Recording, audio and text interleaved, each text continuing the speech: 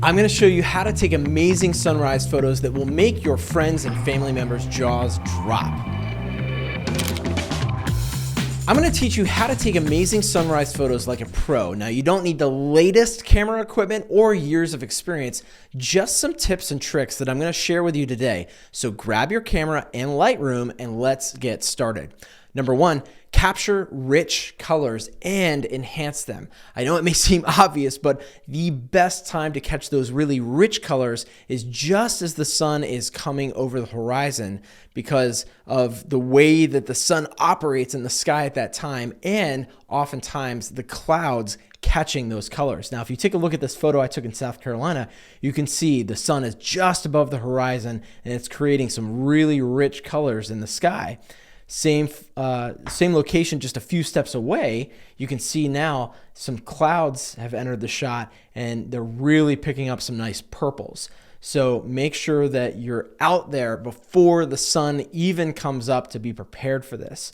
Now, another way to really capture those rich colors, once you bring your photo into Lightroom, use vibrance more than saturation. I'll show you why. In this photo, if I take saturation back to 0 and vibrance back to 0, you can see that out of my camera, it captured the appropriate information as far as light tone is concerned, but color, it obviously needs to be enhanced. Now, if I use the saturation tool, it really kind of makes it muddy, doesn't look natural. So I tend to use just a little bit of saturation and then crank up the vibrance because it's a much more natural way of reintroducing or enhancing the colors that are already in your shot. Now, better yet, you can also use the color mixer in conjunction with vibrance to dial specific colors in. So again, in South Carolina, a few steps away, I turned around and the sun was having some great effects on the landscape here.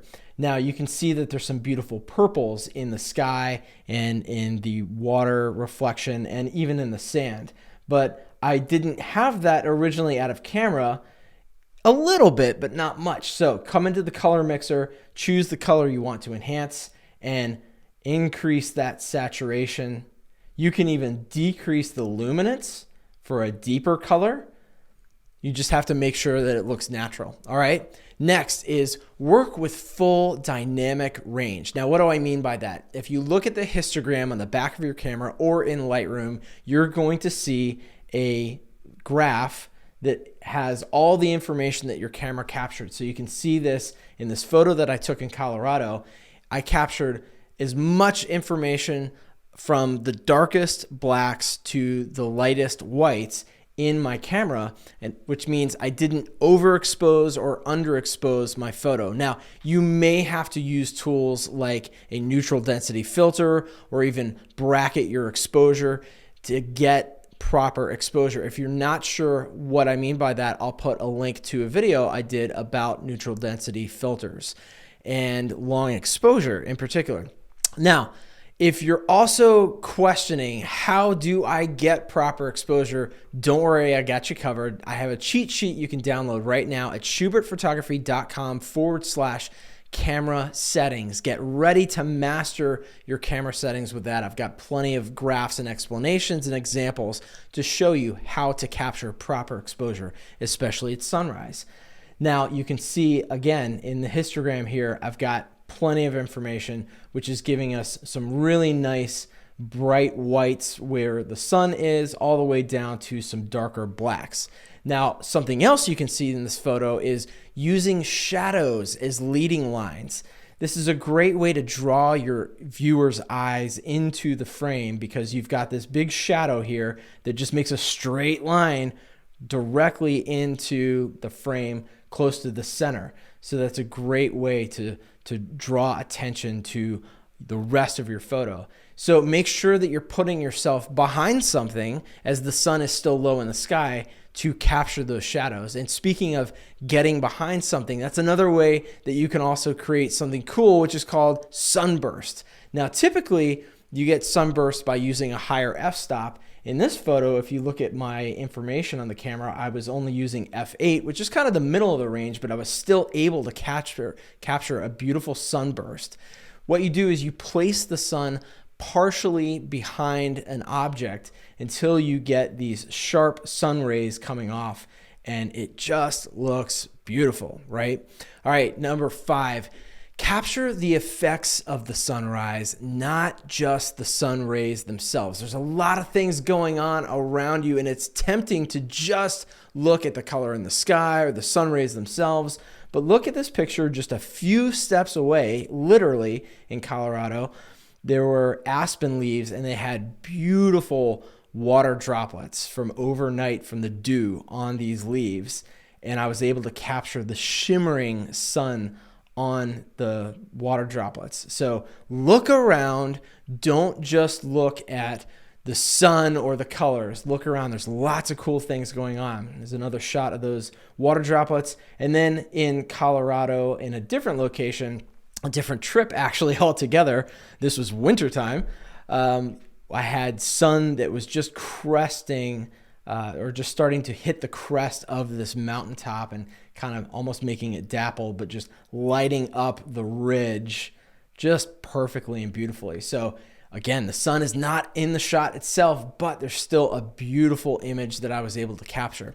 All right, number 6, embrace the haze and enhance it. Now, oftentimes when you're on a sunrise shoot, you're gonna have a ton of sunlight just pouring through, creating haze or lighting up dust particles that are in the air, things like that. In this picture that I took in South Carolina, when my daughter was at a horseback riding competition, we have to get up early for her to get ready. So it was perfect for capturing sunrise. And you can see the sun was a little bit higher in the sky, but because it's coming through these trees, it's able to capture some nice haze. Now, what I did to enhance the haze in this photo was, if I come down to effects, I actually dropped my Dehaze slider. So this is where it was before, and you can see it's a little bit less hazy, but you can get that nice hazy effect or enhance it by just dropping your slider.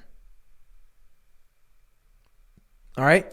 And then another way that you can really enhance haze or create it if you didn't quite pick it up the way you wanted to is by using a radial filter. Now, I did make a video called how to make your photos pop with the Lightroom gradient tool, and I'll show you something that I showed in that video. So if I hit M on my keyboard or come over to masking, which is what Lightroom is calling it now, I'll choose a radial gradient filter. I'll click and drag a big old circle, and then I'll drag this so that the center point is close to where the sun is. Now, it was just off camera, so I'm going to put it right there, and then I'm going to choose light, and I'm going to lift my exposure just slightly, and you can already see some of that haze coming back in. I'm going to lift the shadows so that I make sure that what was touching the mountain and the landscape is also reflected. And then I'm going to come down to color, and I'm going to warm that up with the temperature slider by dragging it to the right. And look at the difference when I go before and after, without haze, with haze. And it looks a lot more natural now, without and with. So those are some great tips. What's next for you to really enhance what you're doing with sunrise and anything else you're doing with landscape photography? Like I said, go to schubertphotography.com/camera settings and get ready to master your camera settings. I'll show you how to adjust shutter speed, aperture, ISO, so that you can take beautiful landscape photos that inspire other people. I would also encourage you to watch a playlist I created called Landscape Photography Tips for Beginners. If this was useful, I hope that you would like it, comment so I know more about what you want to hear and see, and subscribe, of course. Until next time, happy shooting.